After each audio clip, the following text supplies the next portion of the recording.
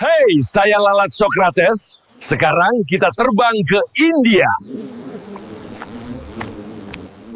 Sebelum kita lanjut, jangan lupa subscribe channel ini biar kalian gak ketinggalan video-video lainnya.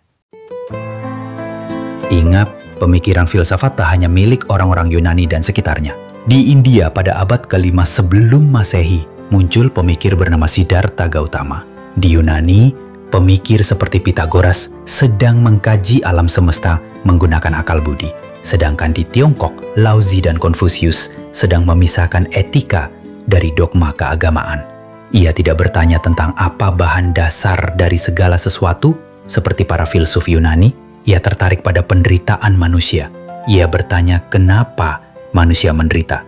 Di India, sudah ada jawaban yang berkembang soal penderitaan ini. Manusia menderita karena dalam kehidupan sebelumnya ia berbuat jahat. Hidup saat ini adalah hukuman karena dalam kejahatan dari kehidupan sebelumnya. Orang-orang India memang percaya reinkarnasi. Siddhartha adalah seorang putra mahkota. Masa mudanya bergelimang kemewahan dan segala kenikmatan indrawi. Ia gelisah. Ia menyadari bahwa hal-hal tersebut tidak cukup untuk membawa kebahagiaan sejati. Ia sangat menyadari penderitaan di dunia dan melihat bahwa penderitaan tersebut sebagian besar disebabkan oleh penyakit, penuaan, dan kematian, serta fakta bahwa manusia selalu kekurangan terhadap apa yang mereka butuhkan. Ia mengamati ada orang-orang yang menggunakan kenikmatan indrawi untuk meredakan penderitaan. Hasilnya jarang memuaskan karena hanya menghasilkan efek sementara. Sebaliknya, ia melihat para pertapa di India melakukan asketisme ekstrim dengan bertapa tanpa makan sekali atau hidup dengan kesederhanaan dan pantangan. Itu juga tidak memuaskan, tidak memberikan pemahaman tentang cara mencapai kebahagiaan. Siddhartha menyimpulkan bahwa harus ada jalan tengah antara hedonisme dan asketisme. Jalan tengah ini, menurutnya, harus membawa pada kebahagiaan sejati. Untuk menemukannya, ia menerapkan akal budi pada pengalamannya sendiri.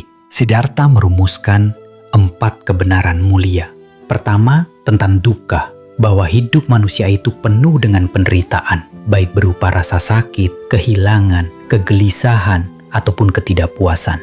Alih-alih menghindari fakta penderitaan, Siddhartha mengajak kita untuk menegaskan hidup ini memang menderita dan dunia ini memang tidak kekal, rapuh. Karena itu, segala sesuatu yang kita alami, kesenangan yang kita kejar, bersifat tidak kekal dan karenanya menjadi sumber penderitaan. Kedua, tentang samudaya atau asal mula penderitaan. Penderitaan manusia berasal dari tanha atau keinginan, nafsu, kemelekatan. Manusia menderita karena melekat pada sesuatu yang pada dasarnya tidak abadi. Saat manusia melekatkan dirinya pada yang rapuh, ia mengalami kecewa karena yang dianggapnya membahagiakan ternyata hilang menguap. Lalu akhirnya manusia menderita.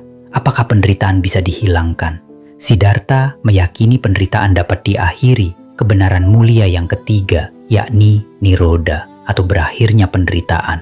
Penderitaan itu dapat dihentikan dengan menghapuskan keinginan dan kemelekatan. Karena sumber penderitaan adalah kemelekatan, hilangnya kemelekatan niscaya akan menghadirkan kebahagiaan. Bagaimana caranya? Inilah kebenaran mulia yang keempat, yakni magga atau jalan menuju akhir penderitaan. Ada jalan yang dapat ditempuh untuk mengakhiri penderitaan, yaitu jalan mulia berunsur 8. Apa itu jalan mulia berunsur 8? 8 jalan ini bukan dijalani secara berurutan, melainkan saling melengkapi. Jalan mulia berunsur 8 itu adalah: pertama, pandangan benar. Berusahalah untuk memahami dunia sebagaimana adanya, bahwa hidup itu derita dan dunia ini rapuh. Kedua, niat benar. Bertekadlah untuk meninggalkan nafsu, kekejaman, dan niat buruk. Ketiga, ucapan benar. Berusahalah untuk berkata jujur, tidak memfitnah, tidak berkata kasar, dan tidak bergosip. Keempat, tindakan benar. Belajarlah untuk berperilaku etis, tidak membunuh, mencuri, atau melakukan perbuatan asusila. Kelima, mata pencaharian benar. Cobalah untuk mencari nafkah dengan cara yang tidak merugikan makhluk hidup lain. Keenam, usaha benar. Kembangkan kondisi batin yang baik dan mencegah kondisi buruk. Ketujuh, perhatian benar. Belajarlah untuk sadar secara utuh, terhadap kondisi tubuh, perasaan, pikiran, dan fenomena sekitar. Kedelapan, konsentrasi benar. Belajarlah untuk mengembangkan fokus dan kedamaian batin menuju pencerahan. Kegelisahan dan pertanyaan-pertanyaan telah membuat orang di pelbagai daerah bertanya-tanya tentang banyak hal. Jawabannya cukup unik. Pertanyaan dan jawaban Siddhartha cukup unik, apalagi dipraktekkan oleh Siddhartha. Setelah mempraktekkan pemikirannya, Siddhartha menjadi yang tercerahkan atau yang terbangun. Itulah makna Buddha.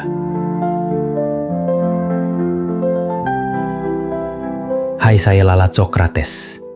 Saya mau bertanya padamu, apakah kamu bahagia?